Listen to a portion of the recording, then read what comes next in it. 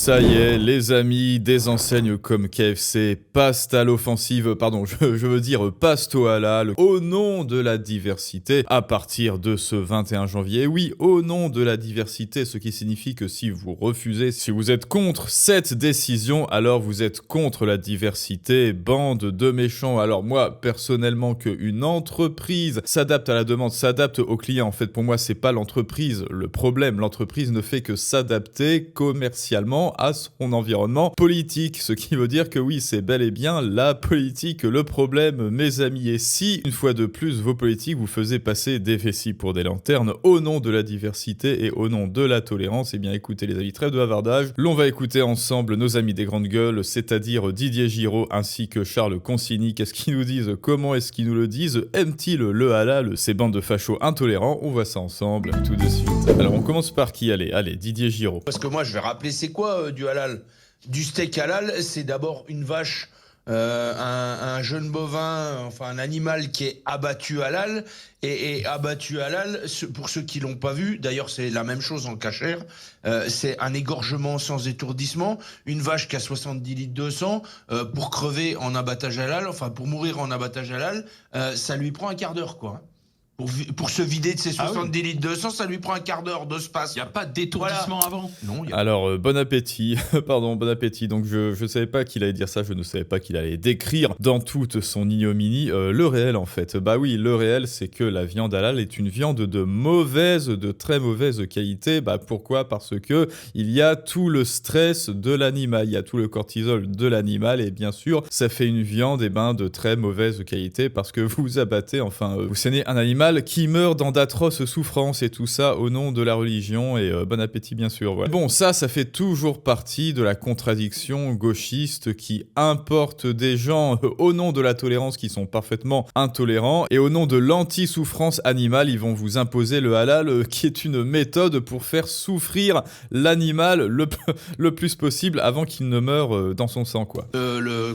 L'engouement du halal, il n'a pas que des bases religieuses. Il a des bases de simplification. Pourquoi c'est plus simple dans les chaînes de transport? C'est plus simple parce tu gagnes du temps. Non, t'en perds. Ah bon? Non, dans les abattoirs, ça les embête parce que il faut un, alors c'est pas un imam, mais c'est un religieux qui procède à l'abattage halal et ça leur pose de vrais ralentissements sur la chaîne.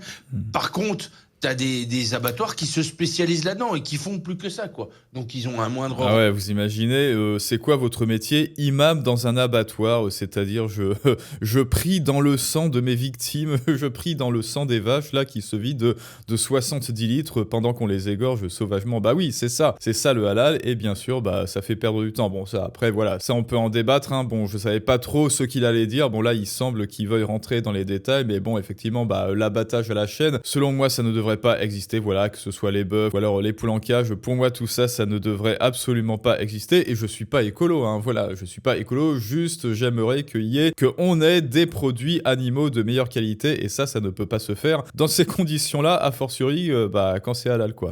Il y a le fait que faire coexister deux produits différents, le halal et le pas halal, ça leur pose en logistique des tracas. Après, je suis très interrogatif. Après, il faut regarder où s'implantent aujourd'hui, où ils ouvrent. Non, mais leur qu'il y ait une clientèle, ça je veux bien est-ce qu'ils l'entendre. ouvrent un Tramuros? Mais ça veut dire aussi que tu vas changer les recettes. Bon alors écoutez, je pense qu'on va aller voir juste après avoir écouté Charles Consigny, ce qu'en disent, quel est le justificatif dans les détails de KFC. Ensuite, Charles Consigny va, en plus de nous parler du halal, le droit de prier dans les rues et autres joyeusetés. Alors écoutons-le à son tour. Moi je pense que on nous gonfle avec le halal en réalité. Moi je dois dire que je ne comprends pas pourquoi est-ce qu'on nous... on réclame sans cesse de la viande halal, des horaires pour les femmes à la piscine, le droit de prier dans la rue, la construction du minaret, et ceci et cela, et les femmes voilées aux sorties scolaires. Parce que si tu refuses ça, tu es un méchant facho, Consigny, voilà, tu dois te laisser coloniser, tu comprends, avec les gens qui arrivent avec leurs petites coutumes. Et toi, en revanche, si tu as des coutumes françaises, bœuf bourguignon, etc., ou alors tu affiches le drapeau français dans ton salon, et ben c'est facho. Voilà, les coutumes françaises en France, c'est haram, pour répéter en bon français, mais les coutumes pas françaises en France, c'est halal. Fille voilée à 12 ans et demi et machin, et ça s'arrête tout. Ça ne s'arrête pas. Je pense que le burkini sur la plage, pour moi, toutes ces revendications communautaires ne devraient pas avoir leur place en France. Voilà, je pense ça tout simplement. Que KFC fasse ça pour des raisons commerciales, etc., ça les regarde.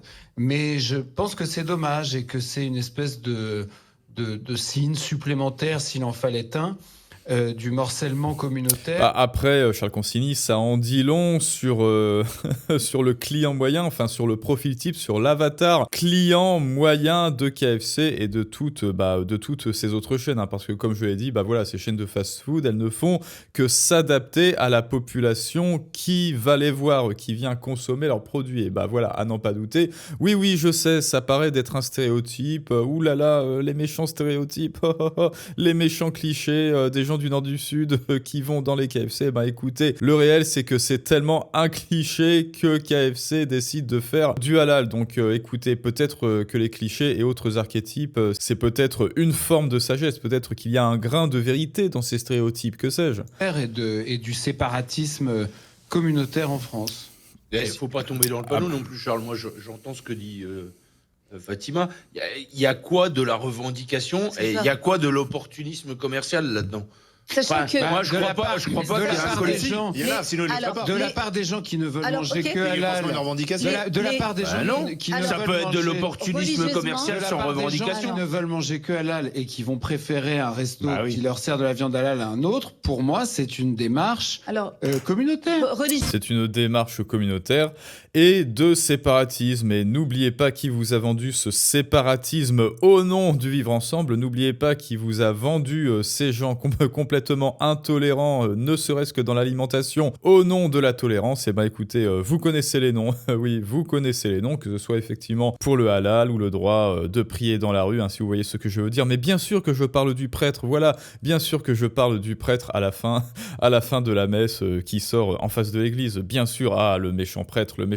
Mais outre les méchants chroniqueurs des grandes gueules qui de toute manière ne consommeront jamais halal, voyons ce qu'en pensent des gens, des gens du commun, l'homme de la rue, tel que Bernard. Bernard, ici présent, qu'est-ce que tu en penses de déguster du halal dans les KFC? Il y a une grosse polémique à propos des KFC qui deviennent à partir du 21 janvier 100% halal. Et donc il y a des gens qui sont choqués, qui disent moi c'est fini, j'irai plus au KFC parce que ça devient halal. D'un autre côté, le halal ça cartonne depuis pas mal d'années. Là, je me suis renseigné, il y a du foie gras halal.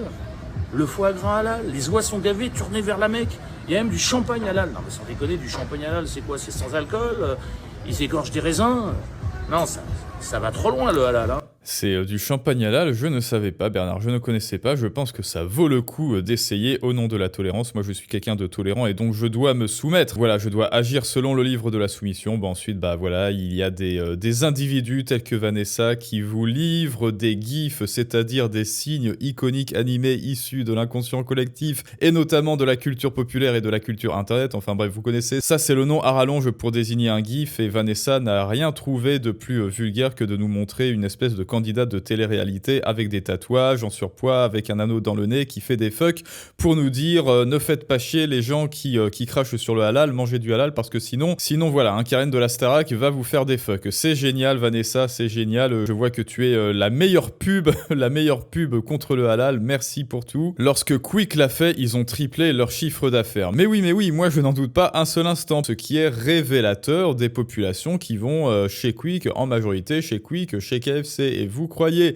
que c'est un stéréotype, eh bien le réel économique vous prouve que ça ne sont pas que des mêmes. Concurrent de KFC devient halal, déjoint seul le bacon restera au porc. Mon Dieu, quoi? Du bacon au porc, mais c'est horrible, burk, dégueulasse. Et enfin une autre candidate de la télé-réalité, c'est vous dire le niveau qui nous dit que non, le halal ça n'est pas bien. Alors ça c'est plutôt intéressant. Voyons quelqu'un qui vient du mainstream et qui a le courage de prendre le contre-pied tel que notre amie Vanessa quoi.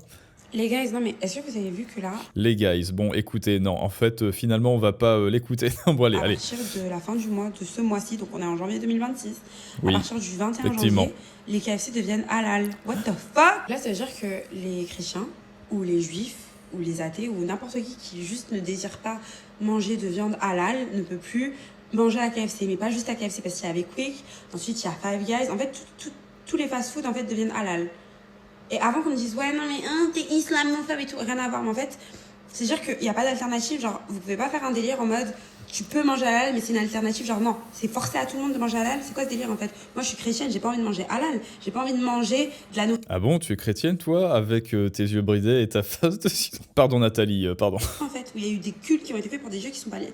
Mais je trouve que c'est trop une dinguerie. On est genre dans un pays. Oui, c'est une dinguerie. Eh bien, moi, écoute, j'ai une solution. Alors, donc, pas Vanessa, mais Nathalie. J'ai une solution, Nathalie. Écoute, ne plus manger, non pas halal, mais ne plus manger des conneries de fast-food et aller faire votre petit marché. Allez chez le boucher ou chez le rôtisseur, étant donné les prix pratiqués dans les KFC, McDo et je sais pas quelle autre connerie. De toute manière, cela vous reviendra tout aussi cher, voire moins cher. Et ensuite, eh ben, vous faites votre propre cuisine, vous cuisinez vous-même. Et voilà la solution, voilà la conclusion de la vidéo. Oh mon Dieu, KFC fait du halal, McDonald's, je sais pas quoi, là, les conneries, là, Pizza Hut, voilà. Pizza Hut, tout le monde y fait du halal. Ok, et ben, solution, arrêtez de fréquenter ce genre d'établissement de merde et faites votre propre cuisine. Voilà les amis, et bah écoutez, dites-moi ce que vous en pensez. Bien sûr, rejoignez-nous sur le canal Telegram, rejoignez-nous également sur la page Patreon. Non seulement Patreon, c'est le plan B, et bien si cette chaîne vient à être dans le collimateur du système, si vous voyez ce que je veux dire, mais en plus, il y a des vidéos exclusives, notamment en business, finance, investissement et j'en passe. Il y aura d'ailleurs une nouvelle vidéo Patreon ce soir et dites-moi ce que vous pensez de tout cela. Les amis,